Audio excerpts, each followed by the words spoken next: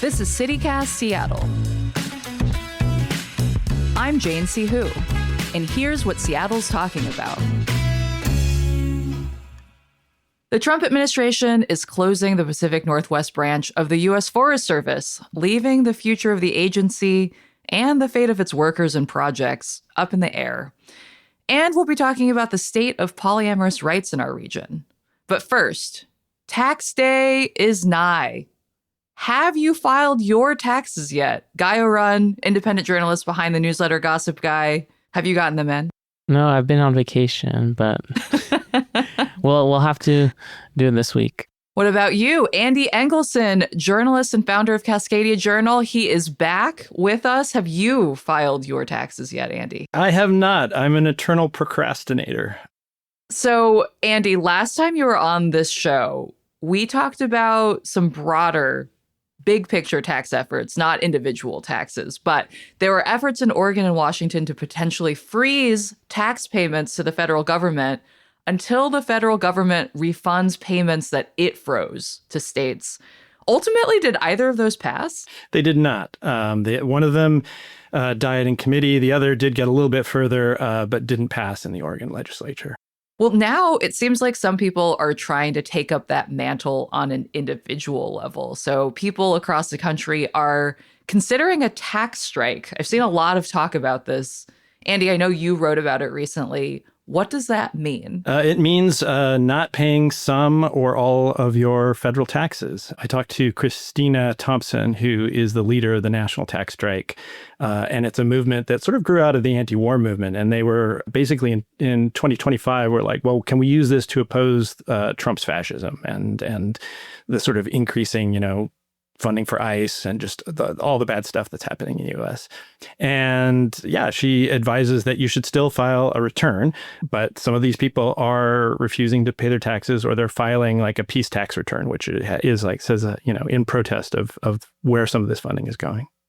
Wait, yeah, what is on a peace tax return? It's just basically, it kind of looks like a tax form, and you can sort of fill in your opposition to where the money is being spent, and you can say, hey, I want, X percentage of my dollars to not go to U.S. military spending or spending on ICE. Not that they're going to follow that, but it's just a statement of protest. A way to register your complaint in some official fashion. Wait, so I'm thinking about a paper 1040, which is a very rigid looking form where it's like, if this, then port over this number to box 8 and whatever. Is a peace tax return just like a different document that has like different formatting, or what does this look like is what I'm trying to envision? Yeah, it's submitted with your tax form. So in addition to filing your 1040, you file this other form that just basically says, hey, I'm doing the process here, but I am doing it in protest. And one of the things that the tax strike is also suggesting is you can include like paper checks and make things difficult. Even if you're not paying your taxes, you can include like $110 paper checks, and it will slow down the process and gum up the works. I am a little embarrassed to admit that, yeah, I've been sending in checks since the beginning because I didn't want to connect my bank account and go through the whole convoluted online system. So, hey, already contributing in that way. Guy, have you thought about doing this? Have you heard about tax strike, and is this something you've considered? I mean, I've seen this pop up more and more this year compared to previous years, especially with the war tax resistance. I think it depends really on everyone's circumstances, but I think it does seem like it is a form of protest that it certainly annoys the government enough that they have gone after some of these longtime tax resistors. Yeah, it's interesting to see, will this make a dent this year compared to previous years? Are we going to see a larger number of people either refusing some of their taxes or at least making some noise about this issue? Yeah, Andy, in talking with the coordinator from the National Tax Strike, is there any indication that we're going to see higher numbers of people participating this year? Are they tracking that in any meaningful way? She didn't give me numbers, but, anecdotally, I'm seeing it all over the place. And she's seen a rise. And she does make it clear that there can be repercussions. I mean, that, we know that this is illegal. You're most likely not going to have, a lien placed on your house or have, agents in fedoras knocking on your door. The fedoras, not the fedoras. They can issue fines. They can garnish wages. They can prevent you from applying for Social Security. If you owe back money to the IRS, they can prevent you from getting a new passport. There are real implications, so there are risks, but it's a civil disobedience measure. And as Christina described, this is like during the civil rights movement. It's of that moral importance. It's financial, but it's also a moral statement. It says that we do not agree to these wars, or we do not agree to $140 billion being spent on ICE and concentration camps and border patrol. Yeah, what are the reasons we're seeing people citing? Or I guess also, what are the reasons you all would be considering participating in the tax strike? The war against Iran is definitely a big one, as well as ICE and the federal government. One other thing I wanted to point out was that we have seen successful tax resistance movements around the world, like, the poll tax resistance in the 1990s in England, which basically was so successful it ended Margaret Thatcher's career. So it's not like these things are impossible, even though it does feel like pretty early in the works right now. Yeah, I mean, I would resist it because of this proposed $1.5 trillion military budget. It's a 43% increase. We can't afford healthcare in this country, and yet we're dumping trillions of dollars into useless wars and a bloated military. No, I don't want that money going there. Am I going to do it? I will cite the Fifth and refuse to comment on whether I'll pay my taxes or not. I was going to ask you that, Andy, but that's fair. I mean, yeah, I'm thinking about a sign that I saw in my neighbor's yard that said "too much rage to fit on one sign." And I think there are many reasons that people are upset right now and don't necessarily want their hard-earned money going towards funding things that they don't believe in. I do think, though, that isn't this on some level always the case? I mean, and we're talking about the fact that this is not a new concept, right? Like, this has been around for a long, long time. What is the calculus here on continuing to do your civic duty and paying taxes to support a continuing, hopefully, what is a continually functioning government versus your personal beliefs getting involved? I feel like it's a tough balance to be like, when is enough to decide that you really want to pull out your funding? Yeah, I mean, it's about priorities. I mean, Christina said she's not opposed to paying taxes, as I'm sure all of us are. We want those things spent on healthcare and SNAP benefits, education. And I think, you have to calculate, though, the risks and decide what steps are right for you. It's not for everyone. But I also think as a greater number, as a national movement occurs, it's going to be harder and harder. The IRS budget has been cut by like 25%. They don't have as much staff. If there are millions and millions of people not paying taxes, that creates a buffer. I mean, a lot of times with these questions, we have this collective action problem come up where it's like, until you have a pivotal mass, it feels hopeless sometimes. But I would say we could come back in a year and it could be like everyone's talking about it. And so a lot of times these movements take a while, to build up. Once it becomes normalized, then we could be in a whole different conversation. Yeah, I feel like this is potentially the beginning of this coming back as a thing. Andy, I know you had mentioned that you expressed your opposition to the Gulf War in 1991 on your 1040. Now you're showing how old I am. Yeah, no, back in that first Gulf War, I was at protests in Seattle. I remember a big rally in front of Seattle Central College. And on the top of my tax form, I wrote, I am filing this in protest against military spending on this war. They never got back to me. They didn't send the agents in fedoras to my door, luckily. I've never met an IRS person in person, but they must be wearing a fedora. Yes. Well, let's hope that they can't send those fedora-clad folks to everyone's door for all of those folks participating in the tax strike. And I will be very curious to see how many people go through with filing but not paying. Let's take a break, and when we come back, let's talk about polyamory.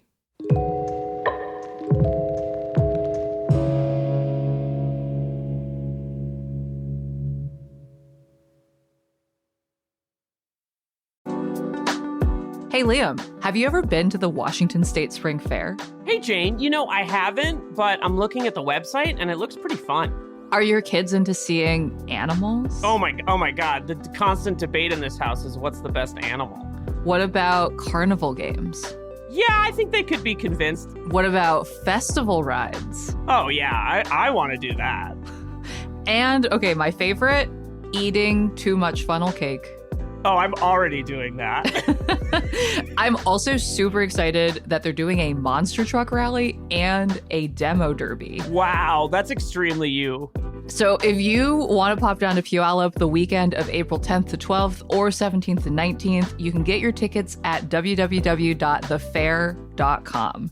And kids under 5 are always free, so you can bring the whole family.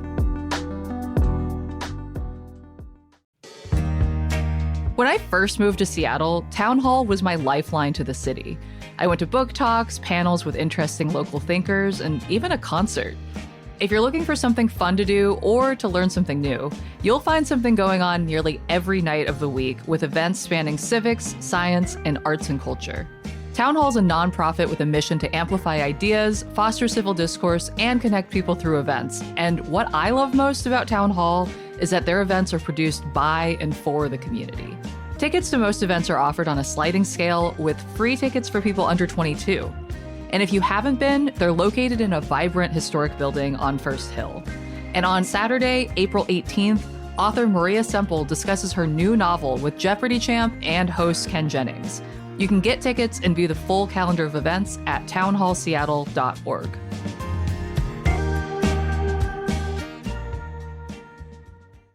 So this might not be a sentence that has been uttered often in the English language, but taxes got me thinking about polyamory. So hear me out on this link. Tax filings are set up in a pretty rigid way, as you all have probably encountered. So you can say on the form that you're single, that you're married filing jointly, that you're married filing individually. I feel like the implication of, our whole social structure, but especially our taxes, is very much defined by a family or a household being 2 adults and then dependents. And it's really not set up for other structures. But obviously, there are other structures. And I know Seattle City Council for a while was considering introducing a proposal to protect discrimination against polyamorous people, which is currently legal to do in all 50 states. Like, there aren't any specific protections for polyamorous families. So, Andy, I know you've written about this before, and I'm wondering if you can just start at the beginning if folks are not super familiar with what polyamory is and what kinds of discrimination polyamorous households are facing.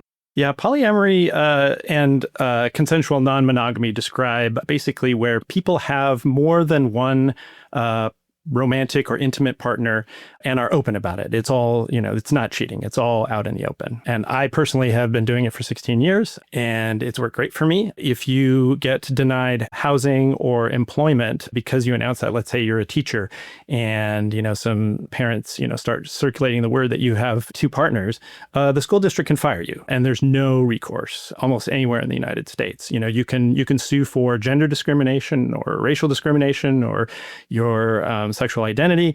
But if you have a different relationship structure, you can be fired, you can be denied housing.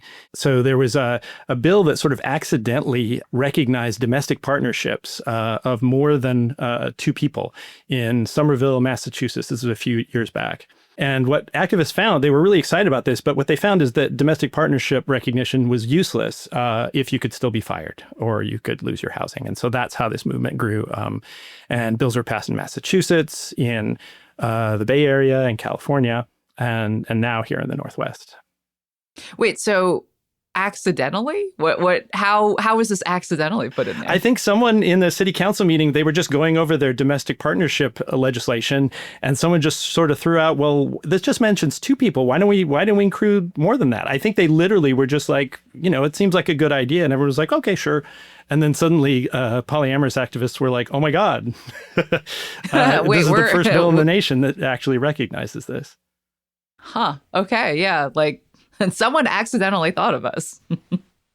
This makes me think about other arrangements that fall outside of the traditional, two parents and children structure, like just multifamily households, people who are maybe raising kids with friends or other partners who are not necessarily, romantic partners even. Does this kind of extend to them as well? Yeah, the bills recognize diverse family and relationship structures. So that all of that stuff is included. And the movement for rights for polyamorous and non-monogamous people has been very smart about this. And they recognize that very few families are actually the, two different gendered parents and kids. Like you might have a sister who's helping you raise a child. You might have the maybe even the biological father. You say you have, a lesbian partnership, and some of those folks are actually like in a platonic partnership with the biological father, and those aren't recognized. They aren't acknowledged. And there's just so many of those types of relationships, and people shouldn't be denied housing or get fired from their job because they do those things. Yeah. So, okay, I won't tiptoe around this for much longer. I feel like polyamory has also been in the discourse because Seattle author Lindy West, in her new book, Adult Braces, talks about the origins of her relationship. So she's in a polyamorous relationship. What has the discourse around this brought to mind for you all about polyamory in popular culture? Like, do you feel like attitudes towards polyamory have changed in recent years? Or do you feel like people are, bringing misconceptions to the table in this conversation that has been happening? I'll let you go first, Guy, because I got a lot to say. Yeah. I mean, I feel like personally, I've seen more discourse about polyamory in the last couple of years, last 10 years than previously. And I think it has to do in part with, the queer community being accepted more and more. The two are interlinked in some ways. Like, I think a lot of times queer people are more open to like non-monogamy just because they don't have the same heteronormative expectations on them.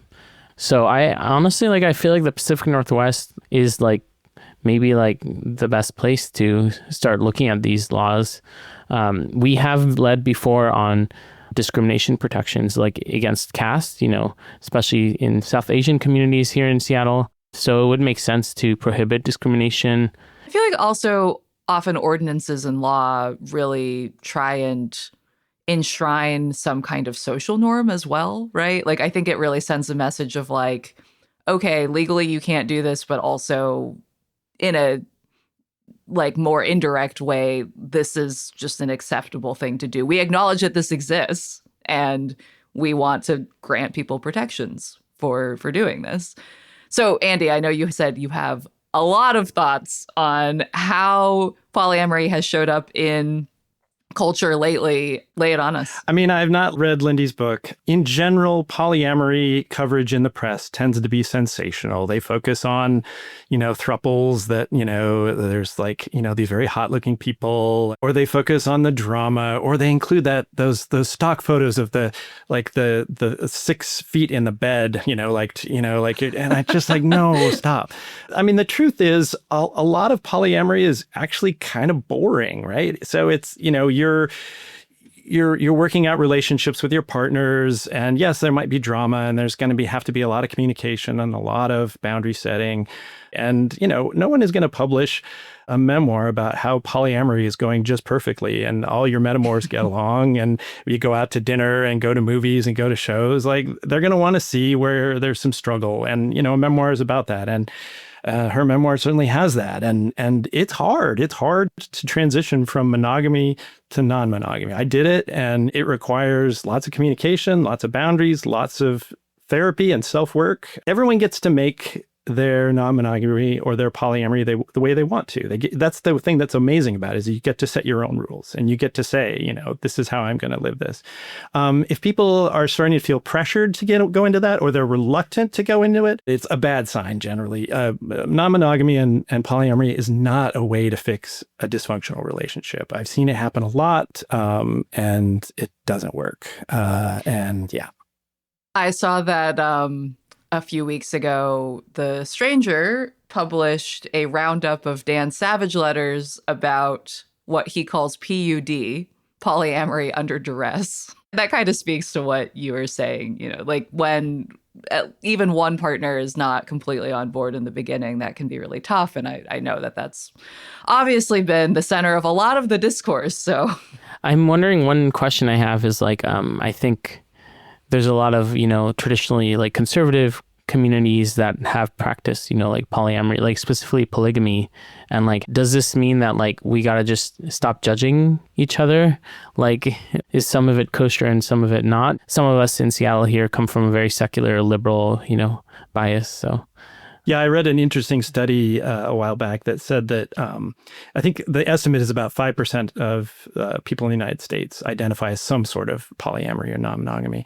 And they found that across the board, that number crossed racial lines, it crossed class lines, political lines even. So you have like, people who identify as MAGA Republicans who have some sort of relationship structure like this, the traditional swinger culture, which is, you're a married person, married couple, generally heterosexual couple, and you just play together with other couples like that. That exists, and it's existed for a long time. So I think these bills are recognizing that we get to define our relationships and our family structures however we want to.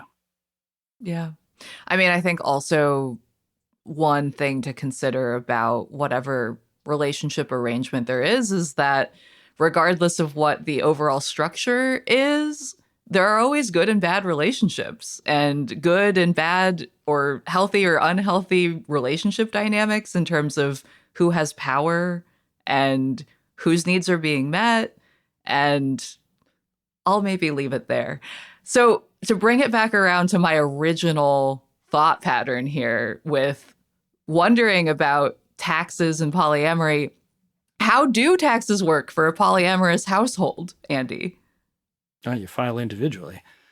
I mean, Okay. we're all, we're all, So keep it I mean, simple. we're all relationship anarchists when it comes to the IRS. We're all on our own. I mean, no, I mean, actually, that's not true. I was married for a while and I did file jointly, but I was dating people who either were, they chose on their own how they wanted to file. Okay, interesting. Question answered. Thank you. All right, let's take a break. And when we come back, we're going to talk about these recent cuts to the U.S. Forest Service.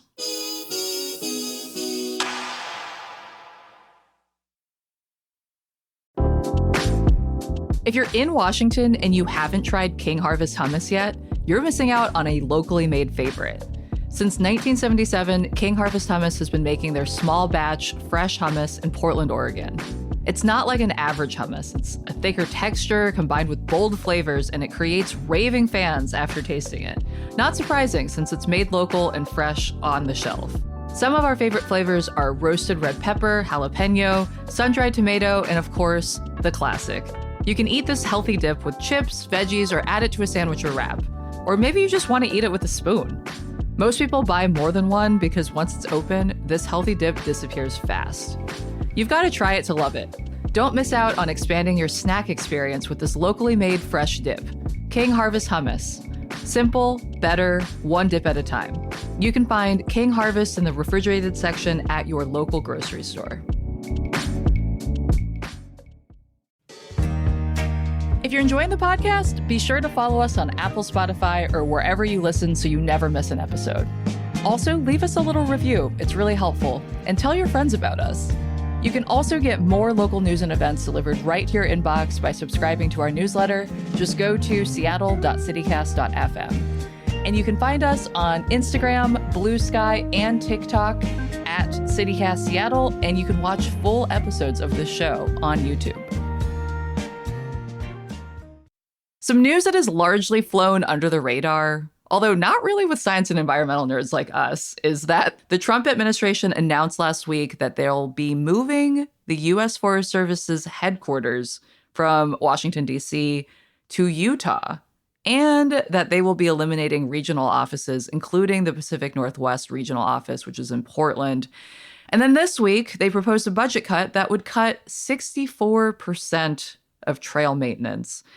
The Washington Trails Association wrote a blog post about this saying, quote, "The changes and budget cuts proposed by the White House have the potential to break the U.S. Forest Service." What has been the fallout from this? Like, what are you all seeing and hearing from folks about how this throws things up in the air? Well, I think it's essentially the destruction of the U.S. Forest Service. This is intentional. You can say, well, it's a restructuring or it's a reorganization. They're just moving the headquarters. But they're closing all of these regional offices, moving the headquarters, and then, saying, hey, staff, you have to move. And most of the time, those staff are not going to move. And so it's basically a purge of employees. And so all the folks that are here locally who have been working on trails or recreation or wilderness are going to face a choice. And they may not have to move to Salt Lake City, but they're going to have to probably move somewhere else. And that's forcing this major purge. And they're going to replace them with pro-logging folks. The head of the U.S. Forest Service is an former Idaho timber executive. Guy, have you been seeing or hearing anything about this big change? Yeah, I mean, I think it's a long time coming. A big goal of a lot of the, Republican Party is to deregulate federal lands and be able to extract, as much resources as it can, even if it comes at the expense of the environment and recreation and conservation. I imagine a lot of the Forest Service folks those who are older will probably do an early retirement. Who's going to move down to Utah?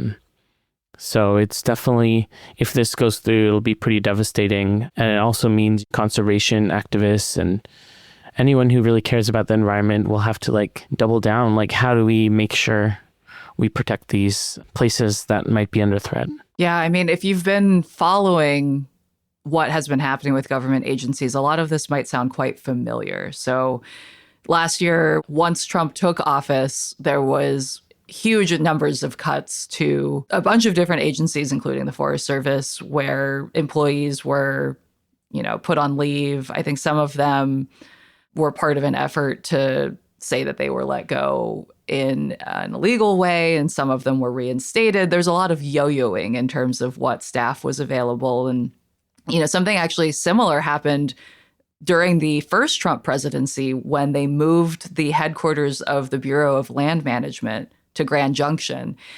And similarly, employees were not sure for a while who was going to get moved, what was going to happen with their positions. And functionally, that means that a lot of people lost their jobs or decided to take some kind of early retirement or just decided to leave altogether because they didn't want to uproot their lives and move elsewhere. As soon as Trump took office for the second time, his administration also began gutting these environmental protections, as you both were alluding to here, slashing funding. They're making it harder for these agencies to do their jobs. And they say that they're expecting local and regional organizations like the Washington Trails Association to do that maintenance, especially now that we're seeing that huge cut in trail maintenance funding. What effect does that have on those organizations? Yeah, those organizations are stretched thin already. I mean, volunteer groups are great, and what Washington Trails Association does is fabulous. But they also need help from the Forest Service to log out those places, get bigger equipment in to help with trails, fix the roads that get to those trails. And volunteers can't fix those at all. And it's just, again, it's indicative of, the government trying to slash these agencies. The Forest Service also cut a ton of its research facilities. These are important research centers that study the effects of climate change, endangered species, forest health, and those are all being cut because what really they want to do is clear cut. Yeah, and we love our trails in the Pacific Northwest. I love to hike, and it's just going to make it harder and harder to get up there and to get to those beautiful places. Yeah, last year I actually edited a piece for High Country News, which talked about the impacts on the enchantments from those U.S. Forest Service layoffs. And at that time, Trump had also gutted the equine stock program, which I think is one of those really niche things a lot of people don't think about, right? But essentially, this means that there were no more mules that could carry supplies into the backcountry to do trail work that people needed to do to maintain those trails. And the writer of this piece, Sheehan Kim, who's a wonderful journalist, wrote that the business of trail work is like dominoes. When one tile falls, the next one lurches, and the effects cascade downstream. The Forest Service authorizes projects and provides much of the funding, logistical support, and institutional knowledge needed to complete them. while trail associations like the WTA contribute crucial labor and technical expertise. So, yeah, when you're getting out there to do some volunteer trail work with the Washington Trails Association, someone has got to coordinate all that. And like you said, Andy, there's a lot of setup that needs to happen and infrastructure that needs to be maintained for people to even access those trails in the first place.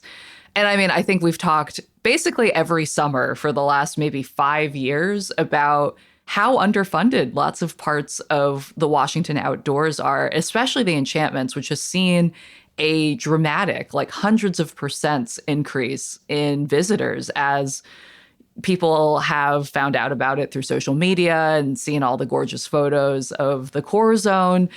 And we just need people to be working on those trails since they're getting such heavy impact in all of the poop that people are putting in those toilets, which is kind of one of those unsexy things. Right, that's the unsexy thing. You need, rangers to do those things and process those, the permits and enforce the permits. And it's already underfunded. And we every year we buy our trail passes. Unfortunately, the national parks and national forest ones now has Trump's face on it, which I've heard actually you can't even sticker over. Really? Yeah, but we pay all this money and we're getting nothing back from it. That's the thing that's really frustrating. It's the Instagram effect. These are beautiful places. People see them and they want to go up, and you have to help prevent them from being loved to death. And that requires rangers, and it requires, people working in these areas to enforce that.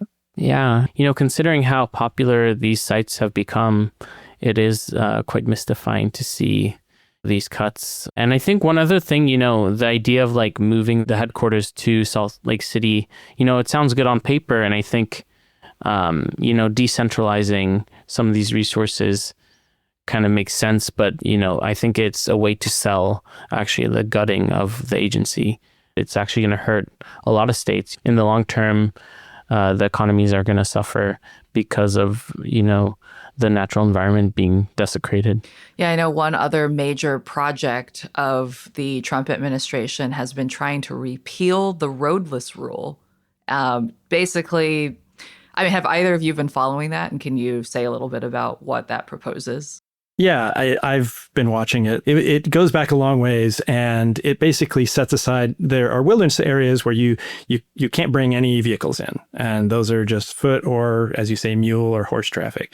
And then there are all these areas that are still critically important ecosystems that they're limiting any new roads in, limiting any resource extraction. And these are really critical buffers. So these are the places where, the headwaters of streams that affect, Chinook salmon. They're places that are really critical habitat, and they need to be protected. And the Trump administration is just like, well, let's just put some new roads in, and new roads actually increase fire danger. There's evidence for that. So these are really important buffer areas, and they want to just pave them over.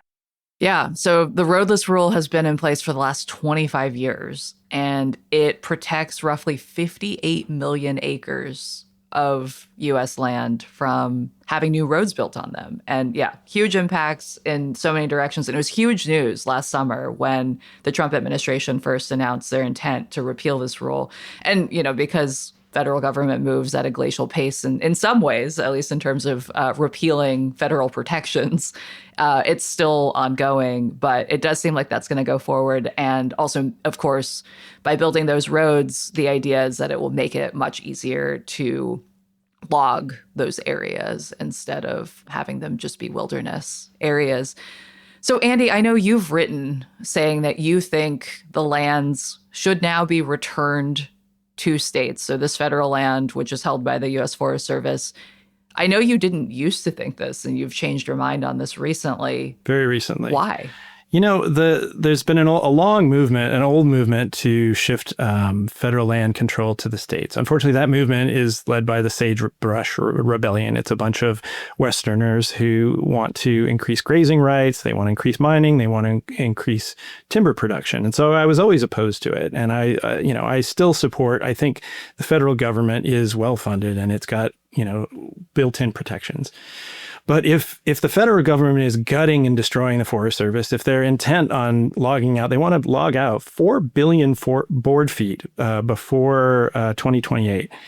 If they're intent on doing that, then I think our states, Washington and Oregon, should, encourage Congress to hand over control, because I think we can manage it better. I recognize that that's going to be bad news for places like Idaho and Utah, where the states want to just destroy those forests. But the Trump administration already wants to do that. And so why don't we here in Washington state take local control and put those protections in place? Don't log old growth. Make sure that we're protecting endangered salmon and all those things. Guy, what do you think? I would say I'm generally skeptical of states' rights. Historically, it's been usually the reactionary position on a lot of things. I would say, if we can support upholding treaty rights, most of the land in the Western U.S. is covered by different treaties. The right to maintain fishing and hunting, that has to be stewarded and upheld for many generations in the future. And that implies, a preservation and reforestation in some cases and better land management. So I think you could make a constitutional argument that all the forests in the Western U.S. are protected by treaty rights. And so that is how I would push. But I do think the state should play a bigger role, like if it can be a constructive player. But yeah, I think the bureaucracy of the federal government is probably still the lesser evil, in my opinion. Yeah, as long as the bureaucracy is still in place, and they're dismantling it pretty quickly. And I totally agree about involving tribes. I think that's critical. And tribes have been managing these forests since time immemorial. They know how they work and have wisdom about that. And I know there's some state programs that are, incorporating indigenous burn practices. And yeah, if there was a transition, there's no reason that tribes shouldn't be a critical part of that. As this news has just landed, it seems like there are still a lot of details to be worked out about what exactly this means and who exactly is even affected by this big move. But heading into peak use time of the year for Forest Service land in terms of recreation, I think it is quite possible we're going to see some direct impacts in coming months here. All right, well, that's all for today here at CityCast Seattle. Andy Engelson, thank you so much for joining us. Thank you for having me. And Guy O'Run, great to see you again. Thank you. I'm your host, Jane Sihu, and listeners, we want to hear from you. Particularly, I would love to hear from people who have been affected by this U.S. Forest Service decision. If you work for the Forest Service or work for an organization that is going to be affected by this decision, I would love to feature what your job is and how it's going to change as a result of these cuts. You can always send us an email at seattle@citycast.fm. You can also text us or leave us a voicemail on the CityCast hotline at 206-880-3931. Until next time, see you, Seattle.